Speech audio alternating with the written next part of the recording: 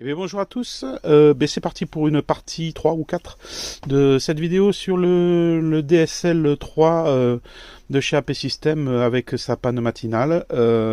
J'ai fait une vidéo hier puis je l'ai effacée par accident en faisant une fausse manip, donc je la recommence, donc il n'y aura pas les étapes mais c'est pas grave. Donc on va ouvrir ce boîtier pour voir ce qu'il y a dedans. Donc voilà, j'ai enlevé son capot, il y avait 4 vis dessus et beaucoup de gel, du slime, mais noir dedans. Voilà, je l'ai enlevé, c'est là, c'est collant, c'est gluant, c'est pour étanchéiser le circuit imprimé, pour éviter les condensations entre la chaleur et puis le froid du matin et la chaleur de la journée, pour éviter que ça condense dans l'onduleur. Ils mettent ce gel, ce slime, c'est dégueulasse, ça colle et puis c'est chiant à enlever. Mais j'ai réussi à l'enlever et je vais vous montrer Berka. Voilà, je vais vous montrer le circuit donc de notre DSL3 de chez AP System. Donc voilà ce que ça donne. J'avais trouvé un tuto sur YouTube quand même qu'il avait ouvert aussi, mais un neuf.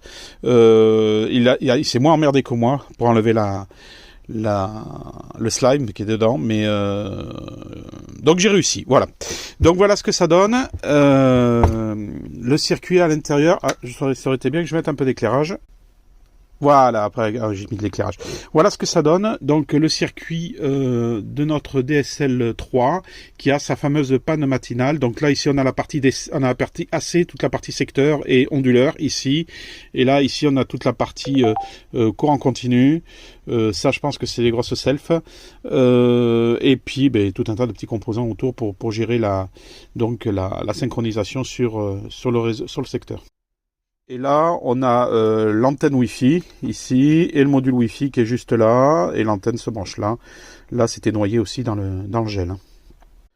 Donc, d'après ce que j'ai pu lire sur tout un tas de forums, ça sera un problème de condensateur de démarrage. Donc, les condensateurs, il y a ceux-là, mais ceux-là, c'est des condensateurs secteurs de 500 volts. Ça m'étonnerait que ça vienne de là.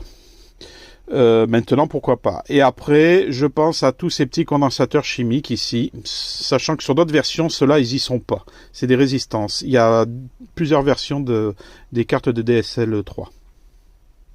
Donc, pas dans cette vidéo, mais je vais faire des tests. Je vais remplacer les condensateurs et on va voir si le problème est réglé. Et je vous tiens informé de la suite des événements.